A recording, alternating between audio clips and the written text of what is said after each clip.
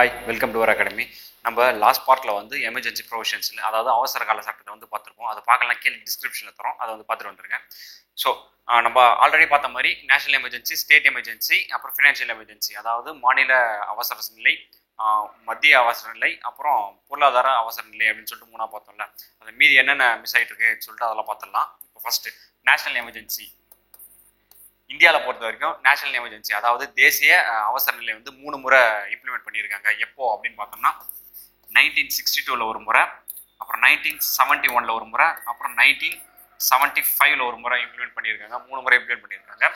இது என்ன 1962 எப்போ பண்ணாங்கன்னா, சைனா நம்ம மேலே வார் வந்த அப்போ சைனா வந்து அசாம்ன்ற ஒரு ஸ்டேட்ல, அசாமோட சில பகுதிகளை வந்து ஆக்கிரமிப்பு பண்ணிட்டாங்க.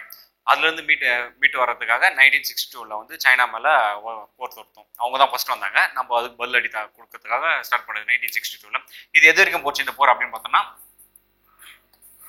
1968 வரைக்கும் இந்த வாரம் வந்து நீடிச்சு. இந்த எமர்ஜென்சி வந்து இம்ப்ளிமெண்ட் பண்ணியிருந்தாங்க. நெக்ஸ்ட் 1971 வந்து பங்களாதேஷுக்காக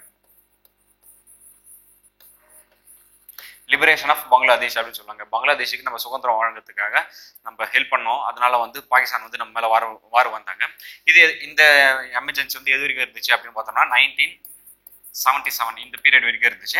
சேம் இதே ஒரு எமர்ஜென்சி இருக்கும் போதே 1975 வந்து இந்திரா காந்தி அவங்க வந்து ஒரு எமர்ஜென்சி நம்ம மேலே டிக்ளேர் பண்ணாங்க. ஏன்னா இன்டர்னல் டிஸ்டர்பன்ஸ், அதாவது உள்நாட்டு இடையூறு அப்படின்னு சொல்லி பார்த்தோம்ல. அதனால வந்து மறுபடியும் 1975 வந்து எமர்ஜென்சி டிக்ளேர் பண்ணாங்க. இது எது வரைக்கும் இருந்துச்சுன்னு பார்த்தோம்னா சேம் 1977 வரைக்கும் இருந்துச்சு.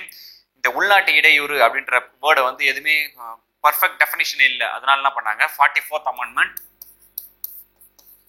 1978 இந்த டைம் பீரியட்ல என்ன பண்ணாங்கன்னா, இந்த உள்நாட்டு இடையூறுன்னு இருக்குல்ல, இன்டர்னல் டிஸ்டர்பன்ஸ் வந்து ஆர்ம்டு ரெபிலியனா மாத்துறாங்க. அதாவது ஆயுத புரட்சி, ஆயுதம் தாங்கிய புரட்சி அப்படின்னு சொல்லிட்டு மாத்துறாங்க. 44th அமெண்ட்மெண்ட் 1978ல இன்டர்னல் டிஸ்டர்பன்ஸ், உள்நாட்டு இடையூறுன்றத ஆர்ம்டு ரெபிலியன், ஆயுதம் தாங்கிய புரட்சி அப்படின்னு சொல்லிட்டு மாத்துறாங்க. இது நேஷனல் எமர்ஜென்சி பொறுத்த வரைக்கும்.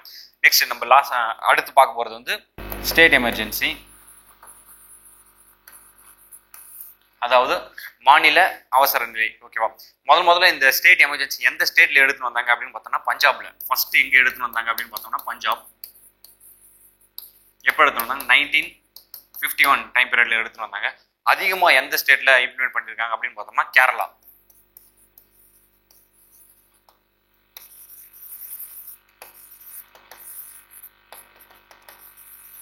மோர் நம்பர் ஆஃப் டைம்ஸ், அதாவது அதிக அளவில்.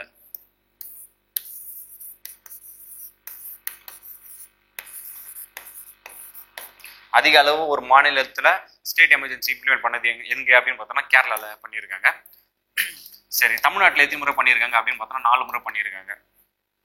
எப்பப்போ அப்படின்னு பார்த்தோம்னா 1976ல, 1980ல, 1988ல, 1991 இந்த 4 டைம் வந்து தமிழ்நாட்டில் வந்து ஸ்டேட் எமர்ஜென்சி இம்ப்ளிமெண்ட் பண்ணியிருக்காங்க.